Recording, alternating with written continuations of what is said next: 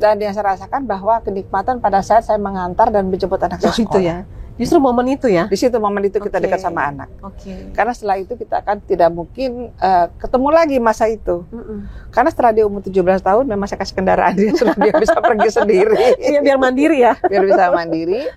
Dan itu terus saya mengajarkan anak-anak saya hidup mandiri dan dia bisa mengatur dirinya sendiri dan bahkan sampai bersedekah juga saya ngajarkan dia sampai dia seperti itu begitu.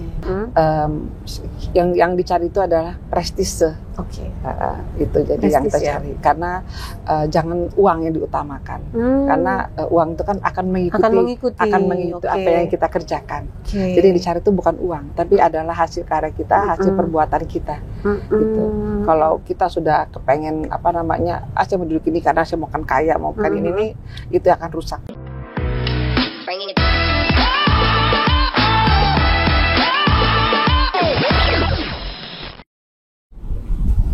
Assalamualaikum warahmatullahi wabarakatuh. Tabipun.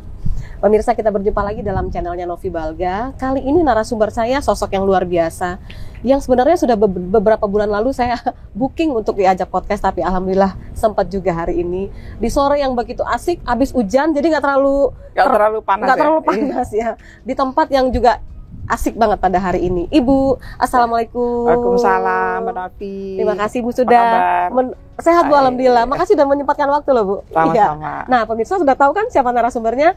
Beliau adalah Profesor Lusmelia Afriani, Rektor Universitas Lampung.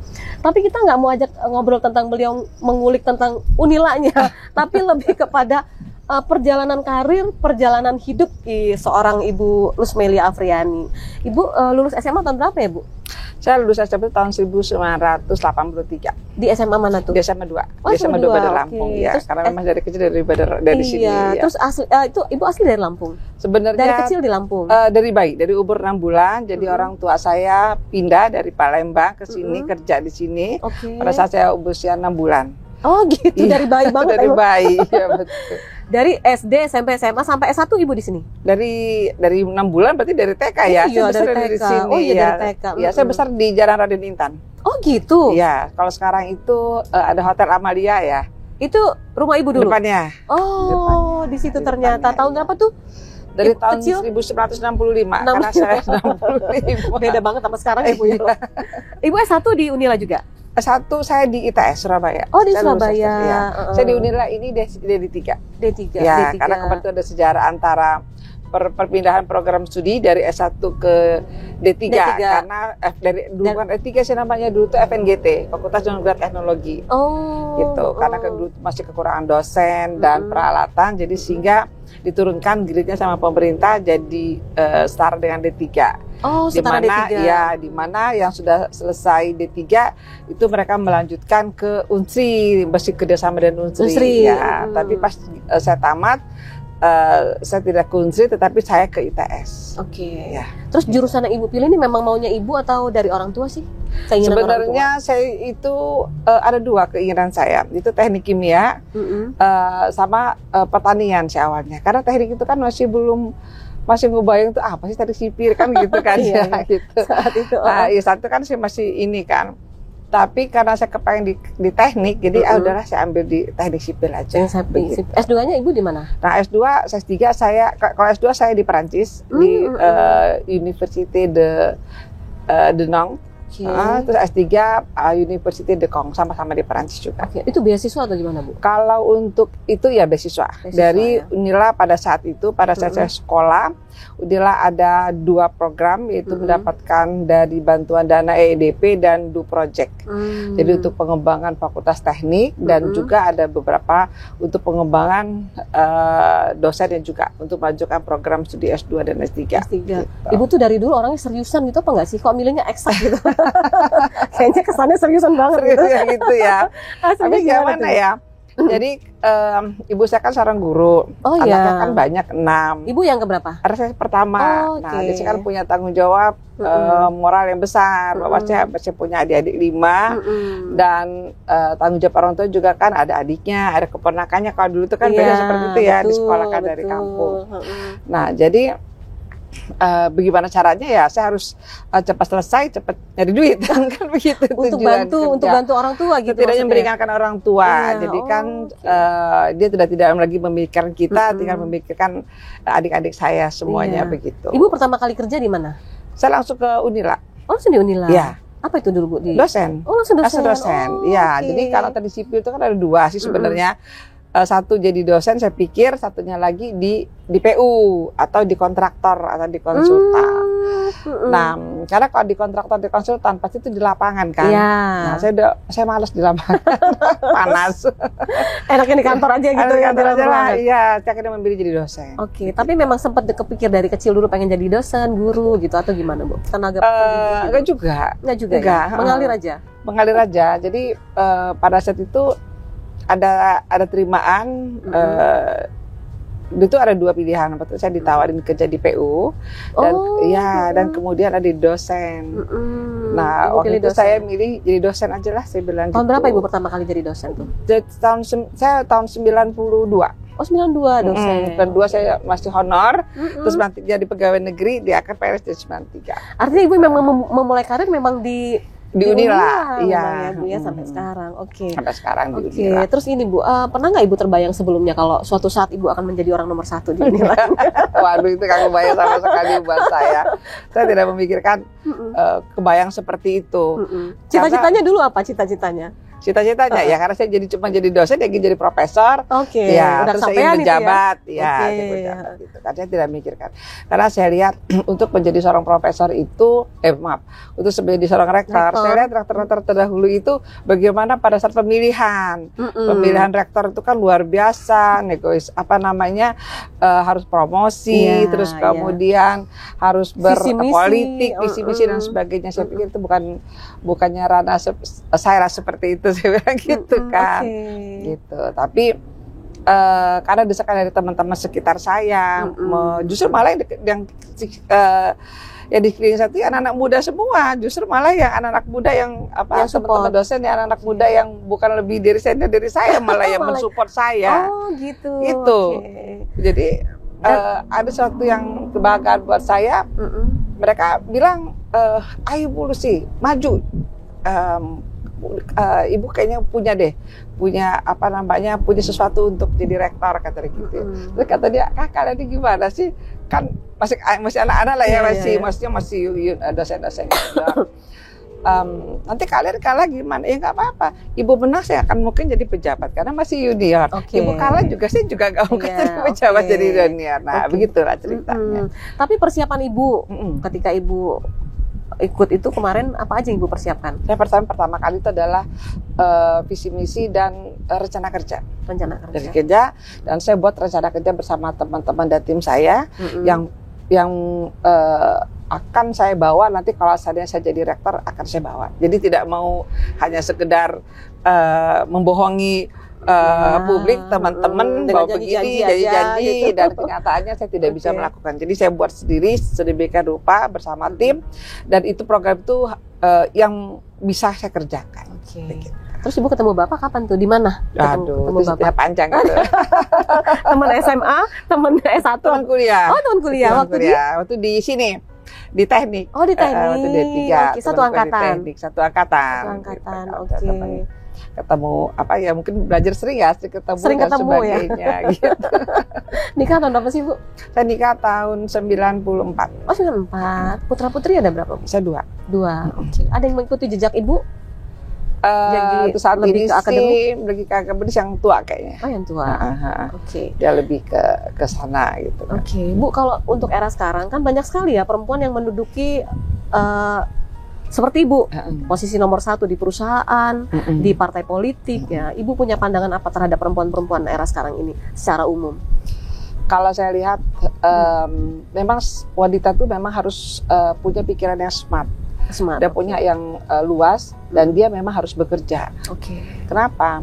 Karena karena yang jadi panutan sebagai anaknya ibunya, gitu. Karena terus terang ya, saya beberapa buku literatur saya baca, dan saya juga banyak diskusi dan saya melihat langsung. Karena memang kepintaran seorang anak itu dari ibu. Dari ibu. Karena bagaimana dia mendesain anaknya dari dalam kandungan untuk dia menjadi tubuh yang apa yang dia inginkan. Jadi kalau orang tua saya bilang anak itu seperti kertas putih. Jadi orang tuanya mau dibuat apa si kertas putih itu tergantung orang tuanya. Tergantung orang tua. Dominan ibu dan itu dominan ibu. Dan dominan ibu untuk yang mendesain. Karena kan memang dari kecil dari segalanya doanya dan sebagainya kan memang dia kan seperti sama ibu. Terus ibu kan dari awal tuh pada saat ibu punya anak ibu udah kerja? Udah. Nah itu nggak gimana tuh nggak bagi waktunya ninggalin anak sih kerja? Makin kesini makin sibuk waktunya. Makin sibuk ya.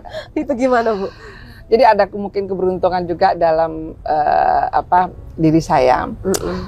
Jadi orang tua saya dan mertua saya itu kan masih sehat dan masih saat support. Saat ini dia udah meninggal 4-4-nya. Nah jadi meninggal itu juga ada beberapa tahun yang lalu. Jadi mereka lah yang mensupport saya dan bahkan saya sekolah ke luar negeri pun disupport sama mereka. Jadi anak saya sama istri suami saya nggak saya ajak dulu. Mereka maunya sekolah. Gitu. Berapa tahun itu Ibu? Nah itu saya tinggalin itu sekitar 1,5 tahun. 1,5 tahun. Setelah selesai S2, karena 6 bulan saya belajar bahasa dulu, terus kemudian 1 tahun saya kuliah tamat S2, terus saya kembali ke Indonesia, terus saya balik lagi saya S3. S2-nya di Perancis tadi. S2 di Perancis. Bu, saya minum dulu ya Bu ya. Ya, boleh. Moga silakan. Ibu minum dulu Bu. Ibu bisa masak juga nggak Ibu? Sempat masak. Kalau di rumah sempat masak juga Bu? Kalau masak saya karena saya nggak terlalu waktunya nggak terlalu banyak masak, jadi anak saya malah lebih pintar masak daripada saya. Tapi pada saat anak kecil kan Ibu sempat ya Kak bikinin bekalnya gitu, bikinin lauk makannya. Iya, jadi memang dari pagi saya bangun itu sebelum anak saya bangun. Gitu. Jadi terus saya mempersiapkan untuk bekal dia sekolah. Karena anak saya dari TK itu saya bekalin sekolah dan bahkan karena kebiasaan sampai saat ini juga mereka bawa sekolah, bawa bekal dia sekolah. Iya, karena kan anak-anak kan sampai sore kan. Nah dia yang jelas dia makan, setelah itu dia kan kenyang. Jadi dia jarang jajan. Terus anak-anak tuh biasanya ada makanan favorit buatan ibunya gitu. Yang biasa favorit sama anak-anak ibu buat apa Bu? Biasanya? Karena mungkin itu aja kali saya bisa saya bisa masak pindang tulang. Itu aja tapi pindang tulang berat itu Bu. Ibu ada darah Sumatera Selatan ya Ibu ya? Ibu bapak saya kan Lubuk Linggau, Sumatera Selatan. Ayah Lubuk Linggau. Kalau ibu? Kalau ibu saya Bengkulu. Asli daerah Sumatera. Bu, sebenarnya kalau menurut seorang ibu ya, seorang ibu Lis, bagaimana perempuan itu ketika dia menduduki posisi tertinggi, tapi dia tidak melupakan takdirnya sebagai perempuan tuh kayak mana tuh? Jadi ada hal-hal yang tetap harus dikerjakan walaupun menjabat sebagai apapun. Itu gimana Bu? Ya, ini memang sudah naluri seorang perempuan ya. Kita tuh memang nggak bisa lagi dipungkiri bahwa perempuan itu memang dia ingin mengurus rumah tangga itu udah pasti. Jadi kalau misalkan dia tidak mau mengurus rumah tangga, saya juga agak sedikit heran ya. Udah nalurinya seperti itu, begitu. Dan itu bisa kita manage sendiri. Jadi ya itu tadi saya bilang kita harus mengatur anak-anak pada saat dia masih kecil terutama kan ya. Kalau dia besar dia udah bisa masak sendiri, malah dia ngurus kita kan. Betul. Nah, jadi kita contohkan yang terbaik. Sebelum mereka bangun, kita duluan bangun. Kita siapkan segala sesuatunya. Terus dia sekolah juga kita yang nganterin. Ya kan? Dia kan masuk jam 7 kan? Nah, saya nganterin. Itu Ibu masih sempat melewati masa-masa itu ya? Iya, saya nganterin. Terus nganterin, terus kemudian saya kerja. Ini kan dia kan les biasanya kan. Biasanya les sama teman-temannya atau dia saya minta suruh orang nganterinnya. Pada saat dia pulang sekolah les itu saya jemput. Memang saya jemput. Jadi itu naluri itu nggak bisa dibohongin ya. Ketika masih ada waktu kita yang saya jemput sama anak-anak sampai SMA. Sampai dia berusia umur 17 tahun. Sampai dia mau kemana saya ikutin, dia kemana itu saya ikutin. Kalau misalkan saya masih kan dari 2004 sudah 2005 saya sudah menjabat, anak saya masih kecil, ya saya titipin ke orang tua saya. Gitu. Memang dia kan ada abodemen kalau masih TK, SMP, SD itu kan masih abodemen. Jadi dia kalau pulang dia ke rumah orang tua saya di Jalan Gajah Mada, gitu kan. SMP juga begitu, dia di rumah orang tua saya. Nanti pulang. Jadi banyak tempat kakek nenek ya sebetulnya. Coba dari tadi. Mungkin saya ada yang bersyukur karena orang tua dan mertua saya, iya sangat mensupport. Jadi sehingga memang itulah kendalanya. Kalau dilihat dari perjalanan Ibu tadi, sepertinya semuanya Ibu menikmati itu dengan tanpa halangan. Iya. Tapi apakah ada dalam perjalanan Ibu sampai detik saat ini pengalaman yang tidak bisa Ibu lupakan dalam perjalanan Ibu, sebagai ibu rumah tangga ibu rumah tangga, dan yang saya rasakan bahwa kenikmatan pada saat saya mengantar dan menjemput anak saya sekolah. Itu ya. Justru momen itu ya? Di situ momen itu kita dekat sama anak. Karena setelah itu kita akan tidak mungkin ketemu lagi masa itu. Karena setelah dia umur 17 tahun memang saya kasih kendaraan dia bisa pergi sendiri. Biar mandiri ya? Biar bisa mandiri. Dan itu terus saya mengajarkan anak-anak saya hidup mandiri. Dan dia bisa mengatur dirinya sendiri. Dan bahkan sampai bersedekah juga saya ngajarkan dia sampai dia seperti itu begitu. Jadi tidak boleh jadi melupakan. Tetap menjadi prioritas juga itu ya Bu. Iya. Nah kalau untuk jabatan Ibu sekarang, ini jabatan yang Ibu tuh perempuan satu-satunya loh yang pernah jadi rektor di Unila. Ini kan seperti sebuah saat ini ya. Iya, terobosan yang luar biasa sekali. Terus bagi Ibu ini apa Bu? Anugerah ataukah justru beban atau gimana? Atau cobaan atau gimana sebetulnya? Kalau saya pikir itu memang adalah anugerah ya, anugerah untuk saya untuk mencapai karir sebagai rektor yang memang sebelumnya tuh saya tidak berpikir, saya pikir saya cuma hanya sampai di wakil rektor, saya pikir malah baru sampai begitu, dan saya juga nggak nyampe di sana karena itu adalah anugerah dan tidak semua orang bisa mengalaminya seperti saya, maka saya jaga itu sebaik mungkin dan saya all out. Pagi siang sore lah saya bekerja dan yang saya pikirkan cuma hanya Unila, bagaimana Unila bisa menjadi besar dan terpandang di tingkat nasional dan internasional. Terus kemudian juga saya memikirkan para karyawan saya dan dosen saya supaya mereka bisa hidup nyaman di Unila dan menjadikan Unila ini menjadi rumah kedua bagi mereka. Gitu. Ketika kita sampai di puncak karir ya Bu, kata orang sih pasti banyak nih cobaannya nih, anginnya, badainya. Ibu pasti melewati itu. Melewati, kan? Itu gimana cara Ibu melaluinya, Bu? Ya. Jadi karena saya tuh menjabat dari 2005 ya kali ya, 2005 dan sebagainya, saya sudah banyak mengalami benturan seperti itu. Nah itu biasanya saya menghadapinya itu tergantung daripada kondisi yang ada.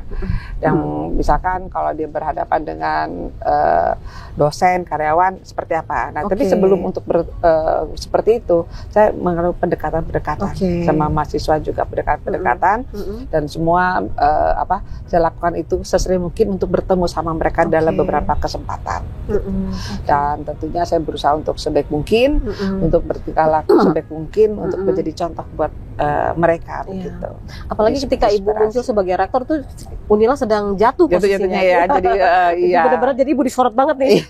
Betul. Bagi Ibu tuh beban nggak sebetulnya tuh? Justru malah itu merupakan tantangan buat saya. Justru malah disitulah saya pikir kalau misalkan kesempatan ini untuk bangkit dan jadi tantangan dan saya melolos dengan tantangan tersebut, justru malah ini yang menjadikan buah karya saya gitu selama saya memimpin. Begitu. Itu menjadi rektor, apakah menurut Ibu ini sudah capaian tertinggi atau gimana Bu kira-kira?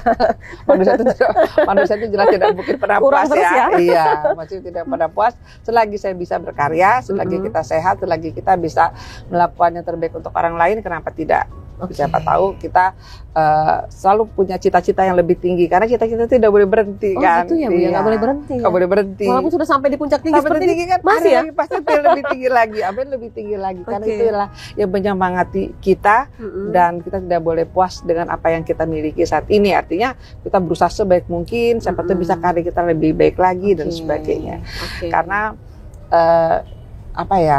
manusia itu harus punya mimpi, gitu ya. Iya. Dan itu nggak ada batasan usia mimpi itu, walaupun udah usia. Sampai Ibu udah sampai orang nomor satu di Unila masih akan bermimpi lagi? Bermimpi lagi untuk yang lebih baik lagi, gitu kan, karena kita tidak tahu apa yang ke depan apa yang akan terjadi dari kita. Jadi itu tadi, karena kalau kita puas dengan posisi ini, maka kita tidak mau bekerja lagi.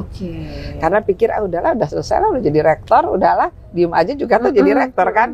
Saya juga diem aja nggak bekerja juga, pikir saya juga tetap jadi rektor. Nah, tapi itu kan nggak boleh, iya nggak bisa, karena kita harus punya mimpi, kita harus punya seperti apa untuk diri kita sendiri. Nah, jadi supaya kita terus bekerja dan orang akan menilai kita apa yang terbaik untuk yang bisa kita berikan kepada orang lain. Dan nanti kenapa? Karena kalau kita terus bekerja dan terus berkarya, tentu nanti di bawah kita, unit-unit di bawah kita, pimpinan-pimpinan di bawah kita akan juga mencontoh apa yang sudah kita perbuat. Begitu ya. Bu, dalam perjalanan hidup Ibu ya Bu, perjalanan karir, prinsip apa yang selalu Ibu bawa nih kemana-mana sampai Ibu bisa sampai di titik sekarang ini? Kalau saya ya bekerja aja, bekerja sebaik mungkin. Yang dicari itu adalah prestise. Itu jadi prestise, yang kita cari. Karena jangan uang yang diutamakan. Karena uang itu kan akan mengikuti apa yang kita kerjakan. Jadi yang dicari itu bukan uang, tapi adalah hasil karya kita, hasil perbuatan kita. Gitu. Kalau kita sudah kepengen saya mau duduk ini karena saya mau kan kaya, mau kan ini itu akan rusak. Kebalik jadi sebetulnya ya. Iya. Jadi kita berkarya dulu, menunjukkan eksistensi dulu, baru nanti uangnya ngikut nih. Ya gitu ya Bu ya. Ya kan nggak mungkin tidak ngikut kan apa yang kita perbuat kan. Baiklah Bu, satu pertanyaan terakhir. Di usia Ibu sekarang, dengan jabatan Ibu sebagai Rektor Unila, Ibu masih punya mimpi apa lagi? mimpi bekerja untuk yang sebaik mungkin gitu, dan menjadi contoh di lingkungan yang terbaik buat kita. Jadi menjadi inspirasi untuk orang-orang di bawah kita dan generasi yang berikutnya. Kalau untuk Unila Bu, Ibu punya mimpi apa? Untuk Unila, saya ingin Unila ini minimal terbaik untuk yang di Sumatera. Terbaik Sumatera. Ya, karena saat ini kan masih ada UNAN, masih ada kita posisi keberapa Bu kalau di Sumatera? Kalau dalam beberapa kriteria ke perankingan, kita tuh pasti urutannya ketiga. Bikin penasaran ya kalau nomor 3 itu ya? Iya, memang dari dulu tuh kita di bawah, masih di peringkat bawah, tapi kita harus cepet-cepet. Akhirnya alhamdulillah kita di beberapa perankingan, kayaknya saya perhatikan di Sumatera bertiga. Lalu ada beberapa yang gitu kan. Mudah-mudahan ini sampai periode 2027 kan Ibu? 2027 bisa tercapai ya. Ya, amin. Terima kasih Ibu waktunya, sore yang luar biasa bisa ngobrol sama seorang Ibu Rektor Unila, cerita mengulik tentang perjalanan hidupnya, makanannya bisa masaknya apa dan lain-lain. Terima kasih Bu, sehat selalu ya Bu. Mudah-mudahan lain waktu bisa ketemu. Terima kasih Bu. Dan pemirsa, demikianlah obrolan saya dalam channelnya Novi Balga bersama Ibu Profesor Lusmailina Afriani selaku Rektor Universitas Lampung. Kita sudah mendapat banyak sekali manfaat obrolan hari ini. Ada prinsip hidup dan hal-hal yang bisa diambil hikmahnya dalam obrolan kami tadi. Terima kasih atas kebersamaannya pemirsa. Saya Novi Balga, mewakili kerabat kerja yang bertugas undur diri. Sampai jumpa dan wassalamualaikum warahmatullahi wabarakatuh. Waalaikumsalam. Terima kasih ya Bu. Sama-sama. Terima kasih.